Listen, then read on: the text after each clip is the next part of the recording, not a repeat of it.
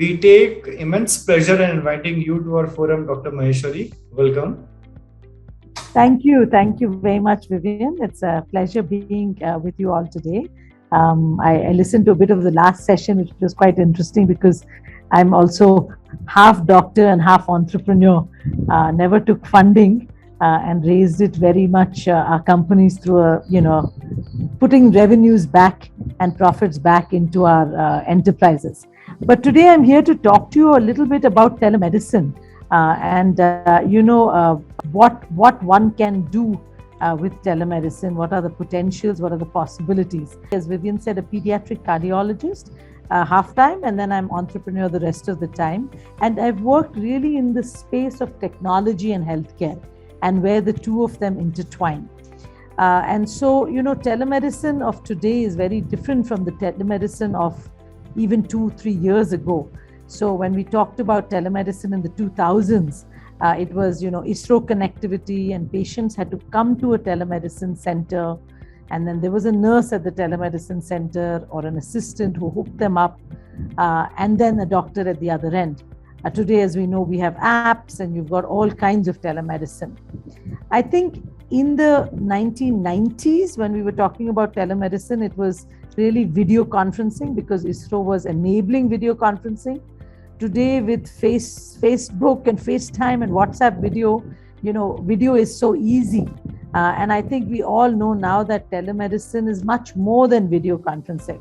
That, you've got the digital stethoscopes and the digital blood pressure and the digital ECG, and you can transmit so much data.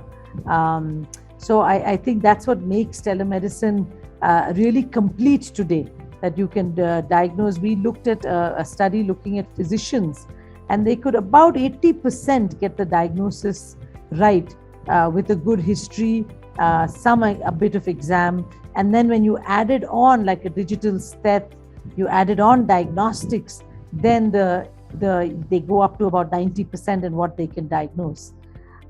So I think, before we get started, we wanted to do a little survey. Vivian, do you want to put the survey up? Just on, Sure, Dr. Maheshwari. So for the benefit of our attendees here, this is a short poll that we have created.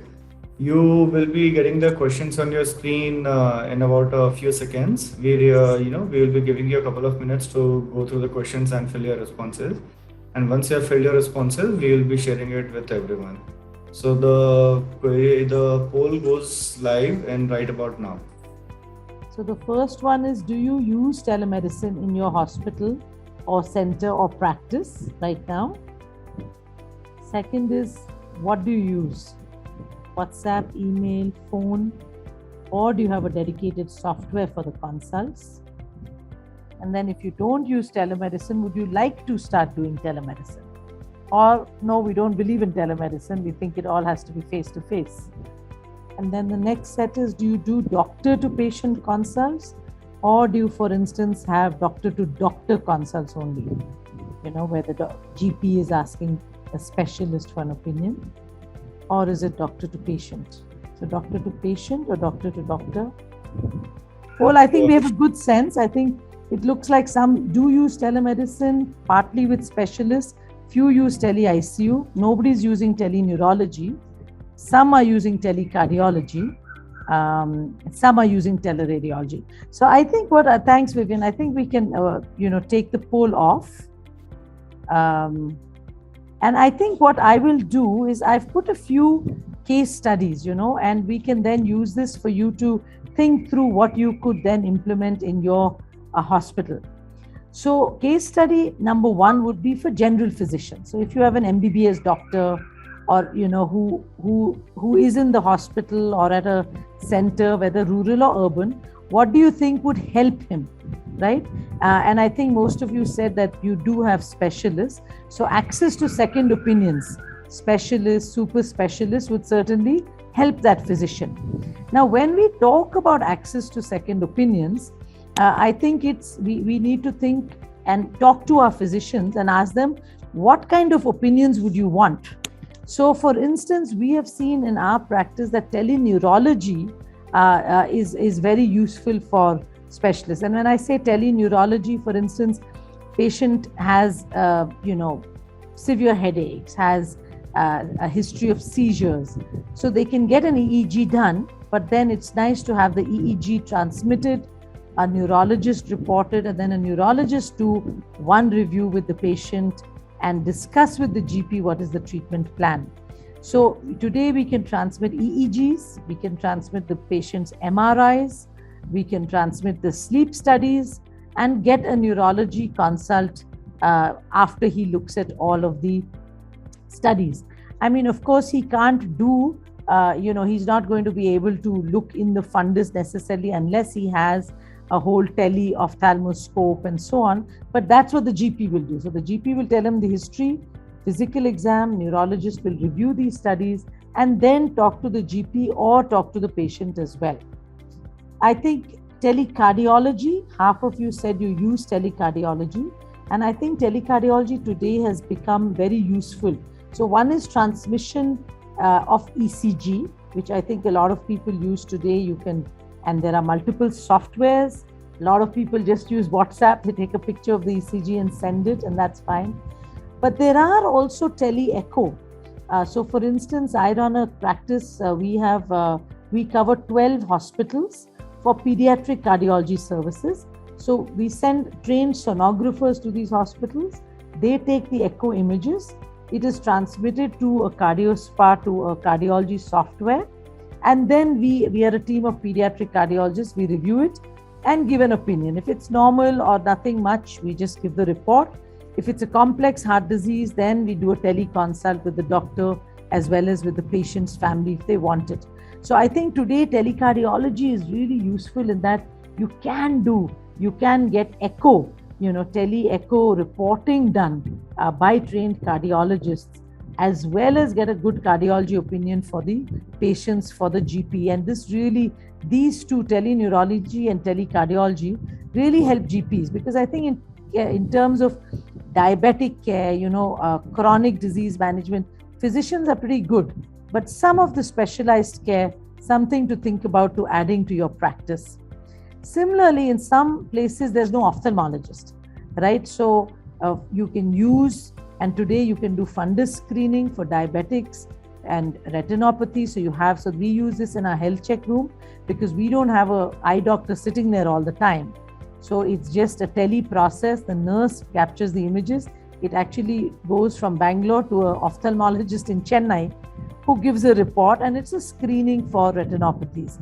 So I think tele-ophthalmology is very helpful because we can't always have an ophthalmologist sitting right there when we are doing health checks or other screenings for patients. So again, something to think about. Now I'm going to ask you, and maybe you can unmute yourself and answer, that for hospitals and diagnostic centers, where all do you think telemedicine could play a role? So for a GP, we said he could get second opinions from specialists. For a hospital or a diagnostic center, what else? What do you think telemedicine? Anyone? Where could telemedicine play a role for a hospital? So they could set up a telemedicine site and do direct doctor to patient. What else? What else can a diagnostic center or hospital use telemedicine for? About 40% of you said you use it. So I'll give you some examples. So is someone in the chat? You can even just put it in the chat if you like. So where telemedicine could play a role for hospitals, think about this, right? Telepathology. And this is in a lot of places, we don't have enough pathologists in this country. And today you've got digital microscopes. So you can actually take this, do the smear, you put it under that digital microscope, it captures the images and it can go to a pathologist somewhere else. And this can be used for malaria, it can be used for the pap smears. So if you have a basic pathology set up, but you don't have someone who can do a little more advanced, then something to consider is investing in a telepathology setup. Now, if you look at radiology, I think radiology has really taken off in India. And this is something, if you're not doing at your hospital or diagnostic center, to definitely consider. The only thing, of course, is ultrasound. You need someone who will come and hold the probe and do the ultrasound. And ultrasound has been a bit tricky because of the PNDT Act. And therefore, tele-ultrasound in India hasn't taken off. But the rest of it, like your X-rays, your CTs, your MRIs, all of that can easily be reported by a radiologist offsite. Now, if you look at radiologists per million, in the US, there are 85 radiologists per million population. In Nigeria, 2.3 radiologists per million. Does anyone know how many radiologists we have in India? Anyone? You can put it in the chat box. So we've got 10,000 radiologists for 1 billion. We are training less than 1,000 radiologists a year, which means it's taking us 10 years to produce another 10,000. So there's a huge shortage. So it's very, very difficult for hospitals or diagnostic center to have one radiologist or two radiologists dedicated to them, especially nights, Sunday. And that's where teleradiology comes in, because you have a radiologist in one place and he can report for 5 or 6 or 10 or 12 or 14 hospitals. So if at your center you have, 5 scans a day, it's not worth hiring a radiologist. You can outsource it to a radiologist or a group of radiologists, because a group is always better. If one's on vacation, then they provide someone else. So for instance, we set up India's first teleradiology company. We have about 120 radiologists. And so there's a schedule, there's always someone on 24/7. So it's not that our hospitals are dependent on one radiologist or two. So I think there are a lot of groups today in India. This has really grown. And the IRI, which is the Indian Radiology Association, is actually coming up with sort of what they want to do, which is pricing models, because there's a lot of undercutting someone charges 100, someone charges 50. So they will be coming out in the next month, and you can look out for it. IRI guidelines on what to pay the radiologist. So you don't even have to scratch your head with it. It's going to be very transparent. But this is something that I think all hospitals and diagnostic centers can consider to increase. One is access to good radiology reports, and two, it cuts your fixed cost. You don't have to have radiologists on the bench 24/7 for coverage. So it increases your coverage hours. You can cover longer hours as long as you have someone who can run your scanner. So two of you said you were using ICU, tele-ICU. And I think tele-ICU is new in India, but certainly something that can be done. If you are a multi-hospital group, it's something you can do within your own hospitals. Of course, at the hospital site, you need someone who can intubate. So many of the hospitals that are using tele-ICU, they have one intensivist who is monitoring multiple hospitals. So that intensivist is giving guidance. Okay, blood pressure's down, heart rate's up, right now give fluids or give inotropes or get an echo, look for an effusion. So the intensivist will be monitoring, in touch with the nurse or the physician who is there. But you do need someone who can intubate, because the tele-intensivist is not there to intubate. And so a lot of hospitals are using anesthetists. Anesthetists will be available to intubate, but the intensive care specialist will really give guidance. Okay, up the inotropes now, or what, I think we need to at this point go ahead and intubate. And that's where, so this again allows you to run an ICU without having 24/7 an intensivist there, but getting the experience of the intensivist right for the nurses and the doctors who are right there in the hospital.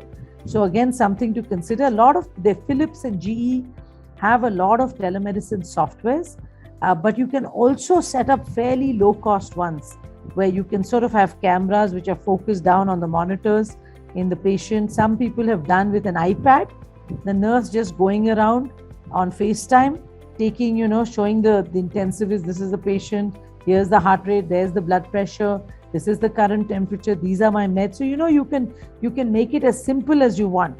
Ultimately, it's not just about technology. It's really about how we use the technology. So we can have the simplest of technologies and use the input that we get very well.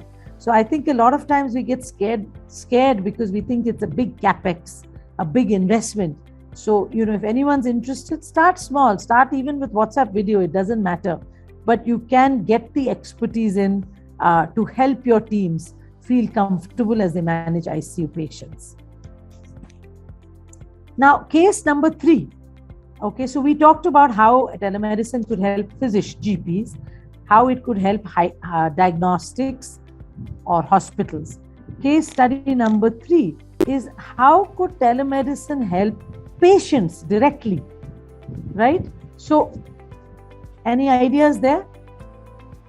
How can today patients use telemedicine for themselves directly? So I think one for sure is in remote areas. And we've seen this now with telemedicine getting legalized, that, in remote areas, if you don't get a diagnosis, you cannot get a treatment, right? So for a patient in a remote area, telemedicine can really help. Either he can upload his scan for a second opinion, or today he can get on an app and get a consult with a doctor in another place. It gives him anonymity, right? If he has a psychiatric issue, if he needs a counselor, if he has a sexual disorder, he doesn't need to talk to a counselor or a doctor in his hometown. He can reach out to a doctor 1,000 kilometers away who he will never see again. And that is the beauty of telemedicine today. So I think we are seeing a real uptick in teleconsultations from tier 2 and tier 3 cities, reaching out for all kinds of doctors who they don't have in their hometowns. But as we know, it's not just for rural areas. I think with all the traffic, I live in Bangalore. Lockdown was beautiful, no traffic, but today traffic is back.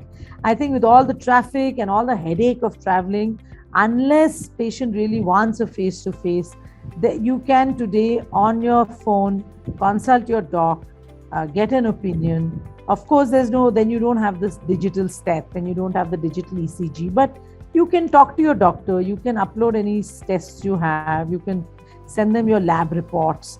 You can do a lot online today. And I think that telemedicine has really been a boon that way for patients. Of course, I believe that it will always be a phygital model. I don't think that patients want only telemedicine. And I'm sure you've all experienced this during COVID. There was huge uptick in telemedicine. And we've already seen that now 3/4 of our patients come into our clinics, 1/4 want on tele. Whereas during COVID times, 90% were on tele and 10% were face-to-face. So I think this phygital model of, brick and mortar plus tele is what patients will want. And it is the way healthcare is moving. So, why was March 25th, 2020 a red letter day in India for telemedicine? I think, I see most of you are doctors, so you know that, but this was the day that telemedicine was legalized. And amazingly in our country, and it blew my mind because I've been involved with the Telemedicine Society of India for the last decade. And telemedicine was illegal. Whereas the rest of the world was doing telemedicine, here there was so much ambiguity, so much resistance. But I think COVID really did a favor to telemedicine, and the Ministry of Health legalized telemedicine, and that removed all doubt that so we can all do telemedicine today easily.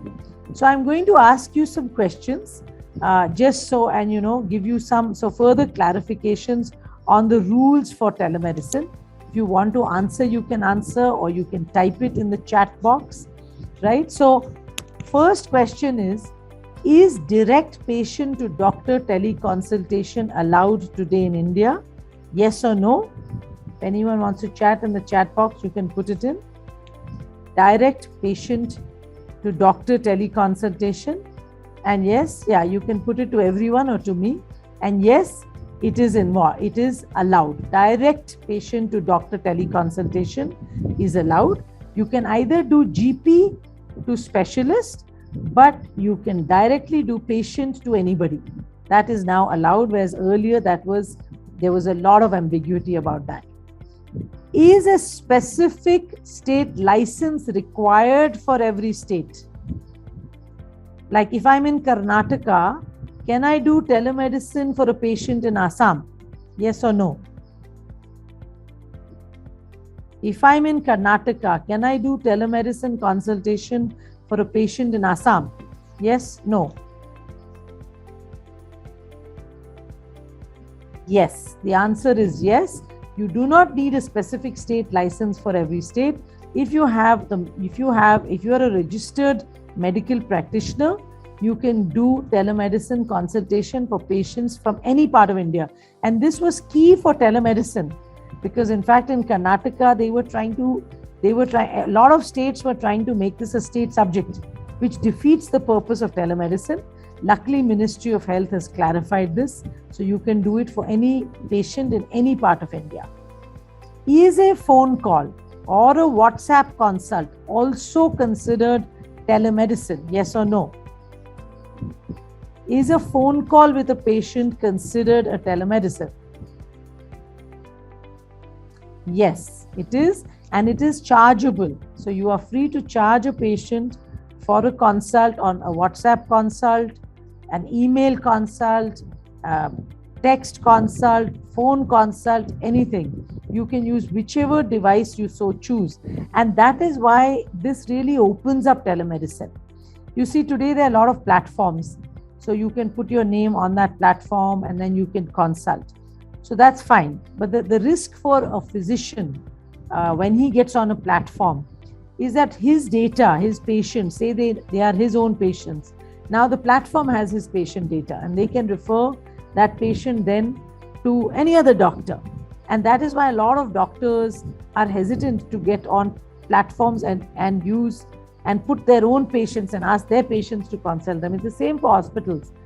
We are also on some platforms in our clinics, and now we have realized that the platform providers have all our data and they are sending marketing messages to our patients, right? And that's why if you want to do telemedicine and you want something simple, you can set up your own WhatsApp business account with Google Pay, whatever, and do a very simple telemedicine where then you own the interaction with your own patient. Now, can a doctor use telemedicine for a first visit or is it only for follow-up? First visit or only for follow-up? Yes, for both.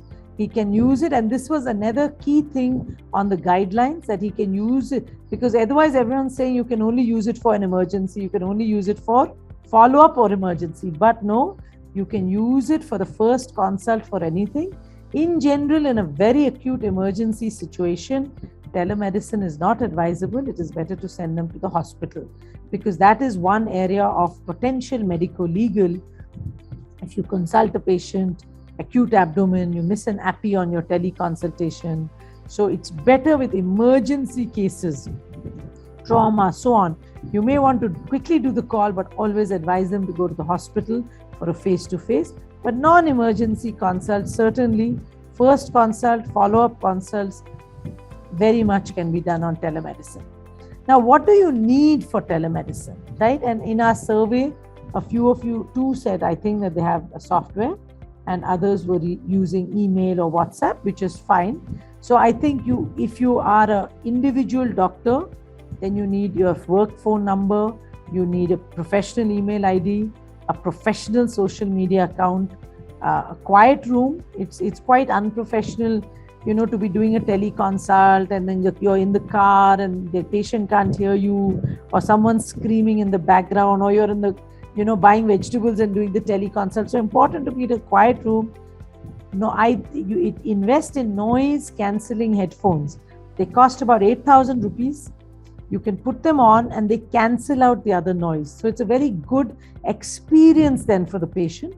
Important to have enough light on your face so the patient can see, because any interaction here, you don't have the cues you get of a patient, like who's nervous, who's moving, or rubbing their, doing stuff. And similarly, they don't have that, they're not feeling the aura that they get from a doctor consultation in an OPD room. So very important that you have a light on your face. They can see you, you are calm, they can hear you.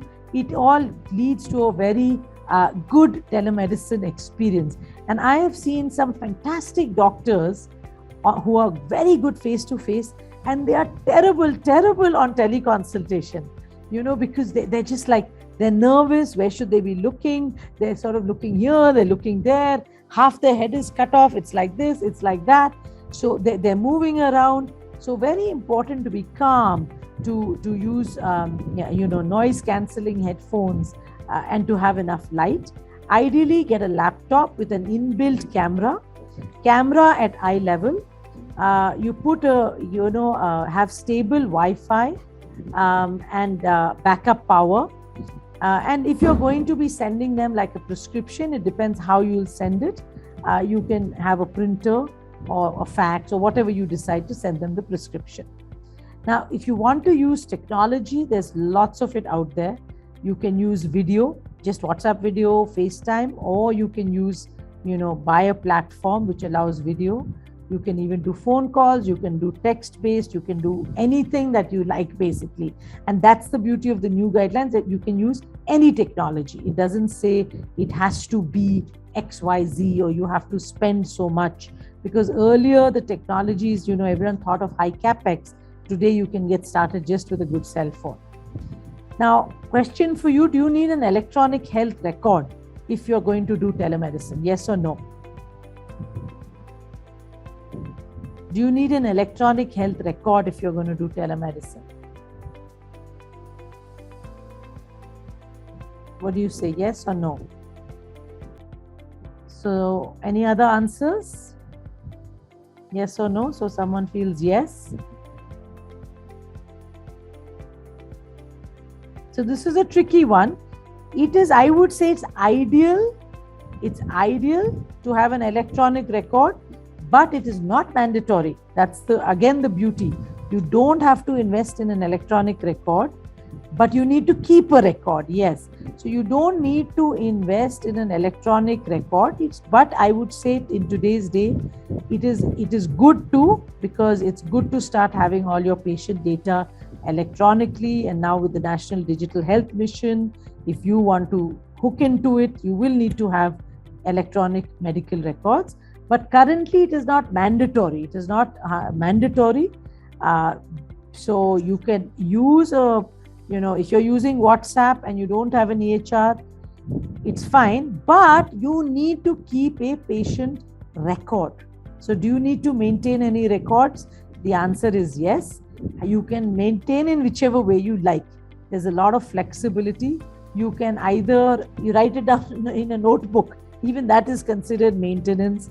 What I personally do, we have a telemedicine software, but a lot of patients find it very difficult to use, and they just ask, can we do a WhatsApp?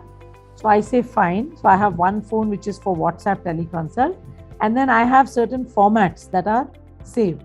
So when I do it, then I send the patient also a WhatsApp, a whole detailed record of our patient name, age, history, symptoms, and discussion, any reports that he sent me, what was my thing, and final opinion and recommendation. So that becomes a record for the patient also on WhatsApp, and I also have it on my WhatsApp. But you can do it in any which way. Either digitally, you can save it on an Excel sheet or in a notebook, whatever you want. But you need to maintain that prescription record somewhere of what you have prescribed.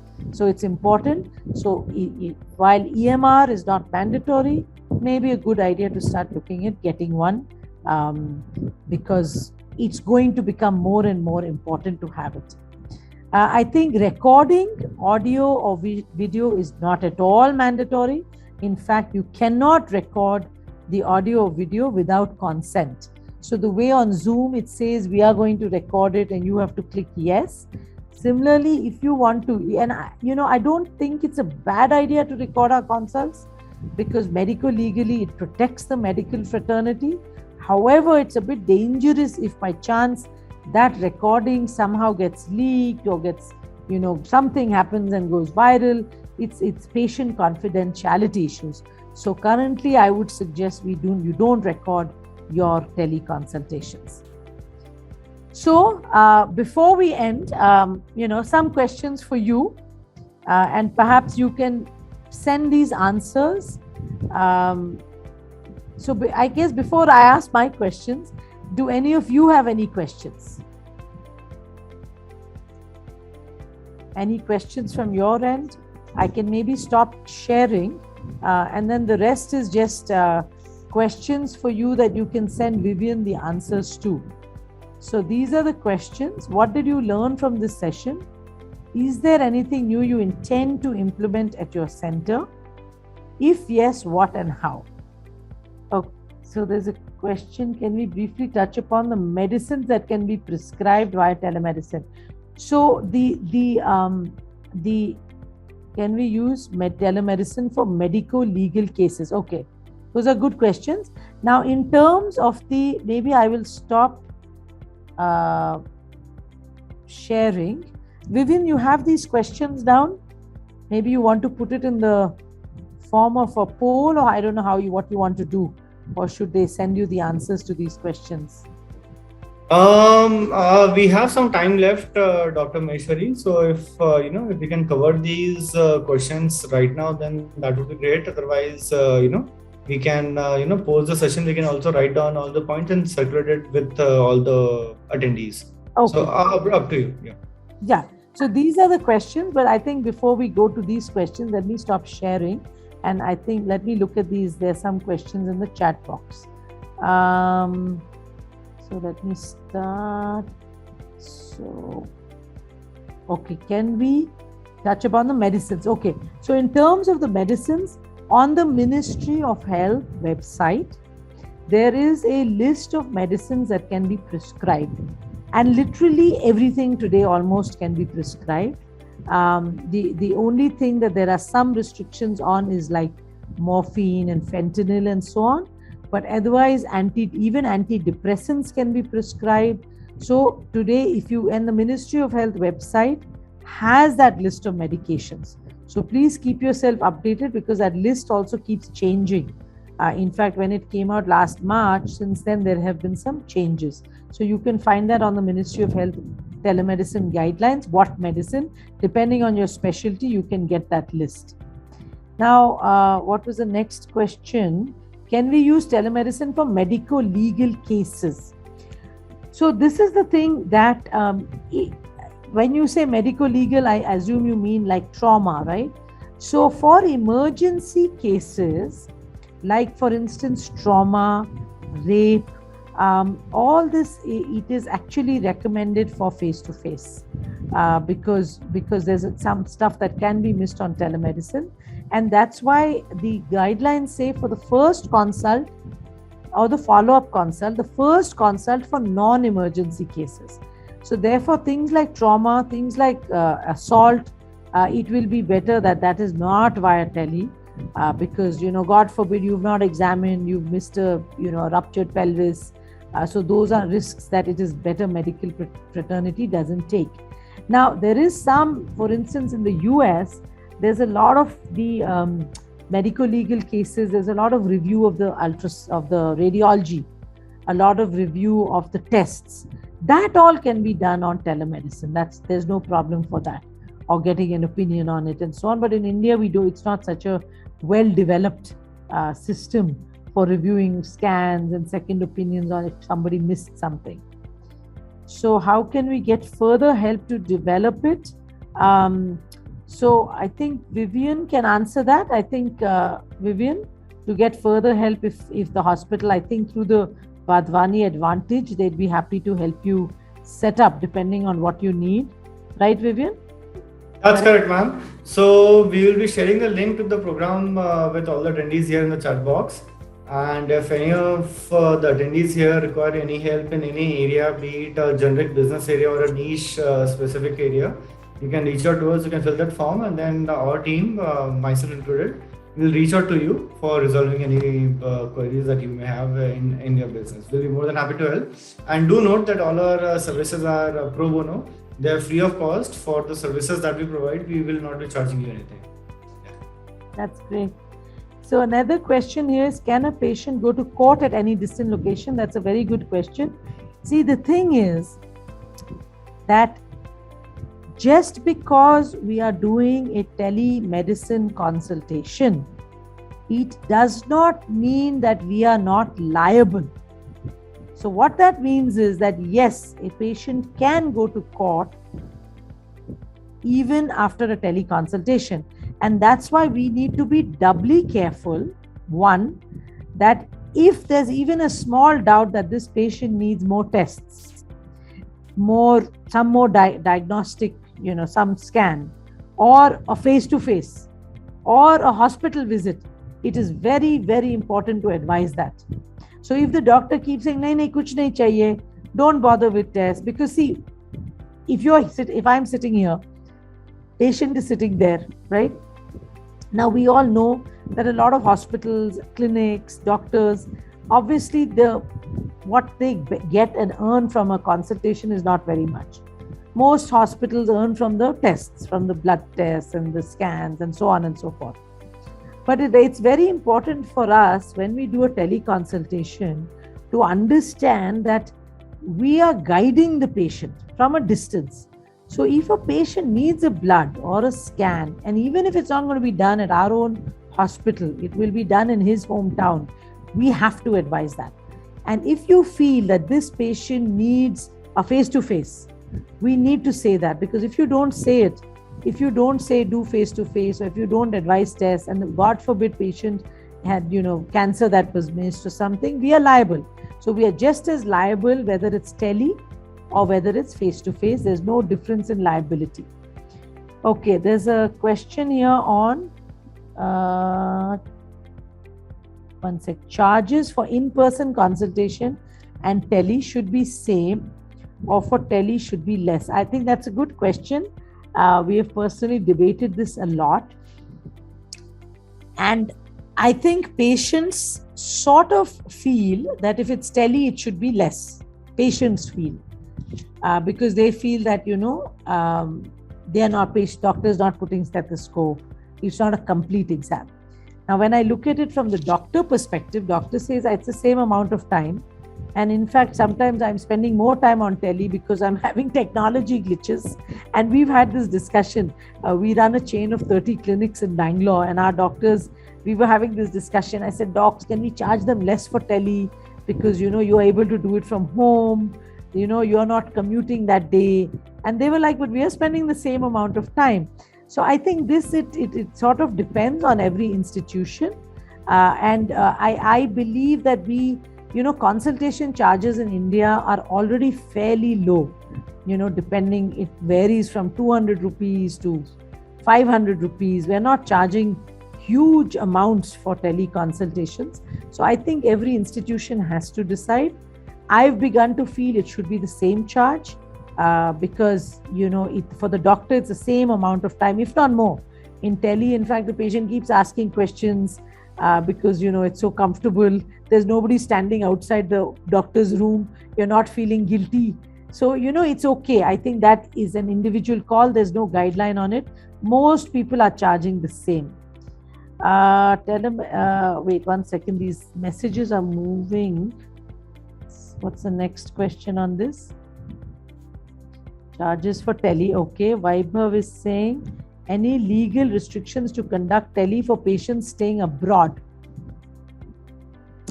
So that's a very good question. And I think telemedicine is actually opening up opportunities for Indian doctors and Indian hospitals for patients abroad. Now, you have to know what are the rules of the countries that you are covering. So I will give you an example. We do teleradiology for American hospitals. Okay, so these are hospitals in the United States. We cover about 100 hospitals.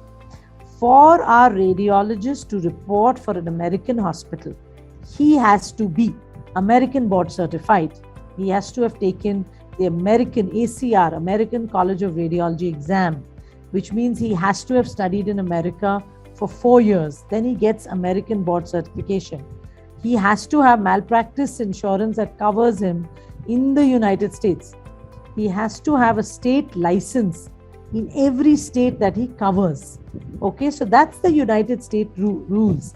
That is why Indian companies have not been able to crack the American teleradiology market.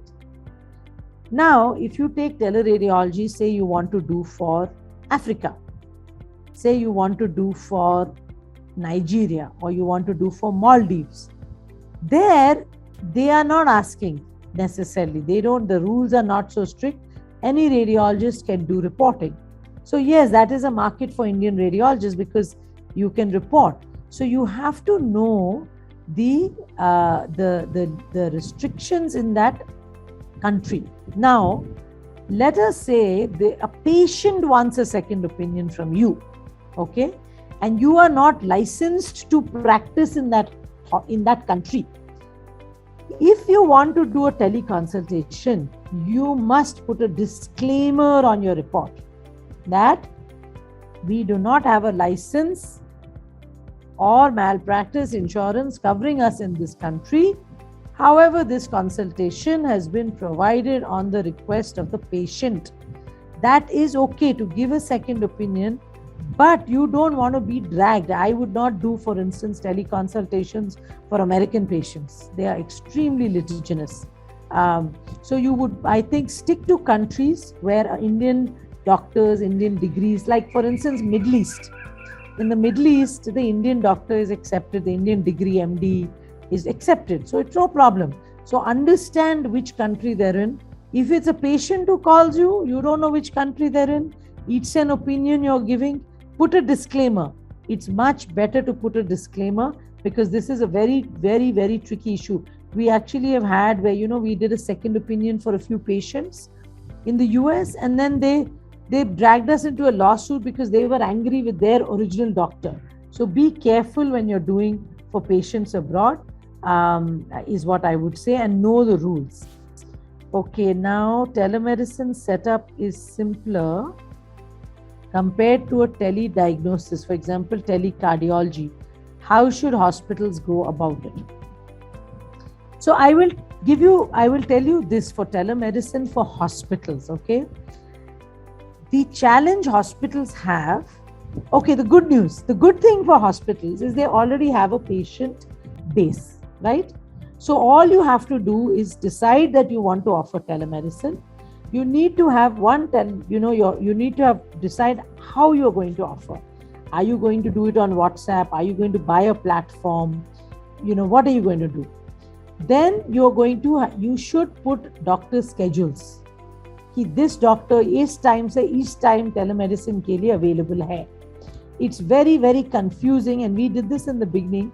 Doctor is an OPD plus doctor is doing telemedicine. So neither the telemedicine patient is happy nor is the patient in OPD happy.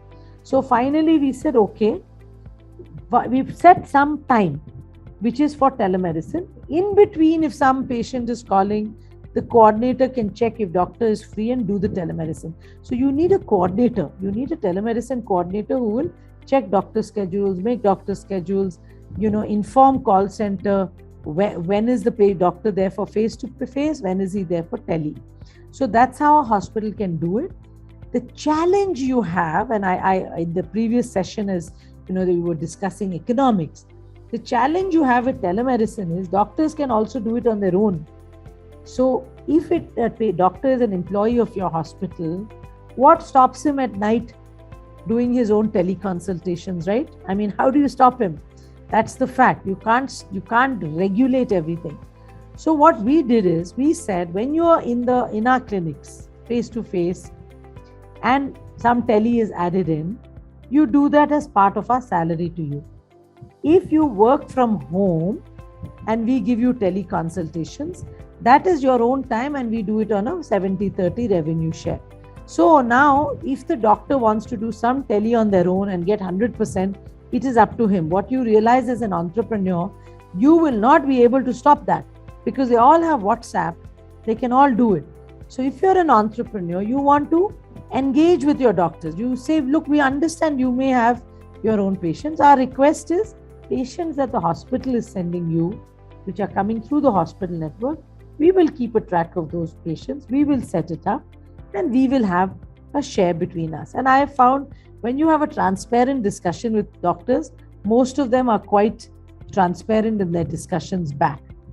So now, for instance, telecardiology that you're saying, this needs a little bit of a setup. I mean, we use this thing called CardioSpa, where the images, so you need firstly the echo machine has to be DICOM enabled. Then the images, you need to train the people to upload the images to the cloud. Then you need the cardiologist at the other end trained on your software who downloads the images, reviews it, and sends you a report. Now, there is Jugaad methods, is where you take your phone, you hold it, you record the whole, echo, and WhatsApp that echo image to some cardiologist. You can do that, but it's not a very scalable model. You may be able to do it if you're doing 2-3 echoes a day, not if you're doing 25 echoes a day. So, it depends on volume. If you're just getting an opinion on 1 or 2 echoes, just do that. Just, record it on your whatever phone and send it to the cardiologist. If you're going to do telecardiology for all your echoes, then get your engineers, whoever you have it from, GE Philips, to show you the configuration and set it up for tele. It's quite doable these days. I hope that answered that. What's the next question on this? Did I get all the questions, guys? Yes, ma'am. You were I able think to I got them all, right? That was the last one.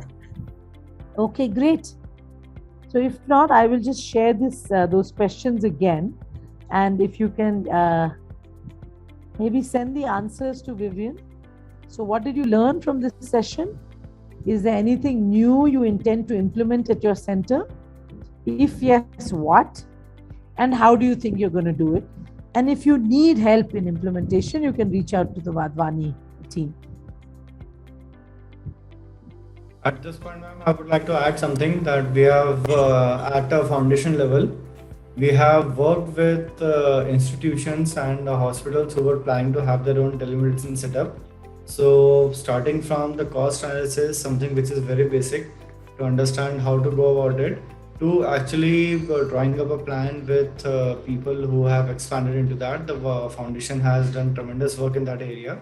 So any of our attendees, if you would like to avail our services into understanding how to proceed with establishing and expanding a telemedicine setup, please feel free to reach out to us. And the questions that Dr. Maheshwari is sharing here on the screen with us, we'll be sharing with you by tomorrow on email. And in case of any queries, if you have, you can please reach out to Dr. Maheshwari. Dr. Maheshwari, if it is fine with you, if you can share your LinkedIn profile link here. Yeah, sure. I put my email here, but I'm also on LinkedIn as, I think, Sunita Maheshwari only. So no problem. Sure. And anyone, teleradiology, of course, we have deep experience with. So it's anyone who needs help setting that up is no problem at all. As I said, pricing has become quite transparent in India now. And you can do, like even e-payment, like payment wallets. So you only pay for as many scans as you put for a report. And cloud-based teleradiology softwares today. So you don't even have to invest very much. So happy to help if anyone needs help with that. Sure. So great. I think I am all aboard, and I'm on time exit.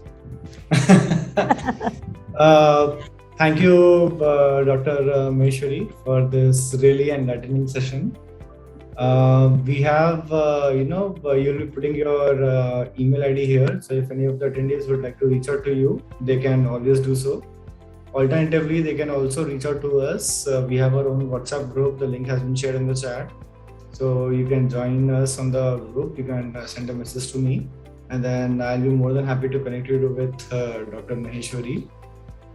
This process comes in line with the business discovery process that the Vadhvani Foundation has developed.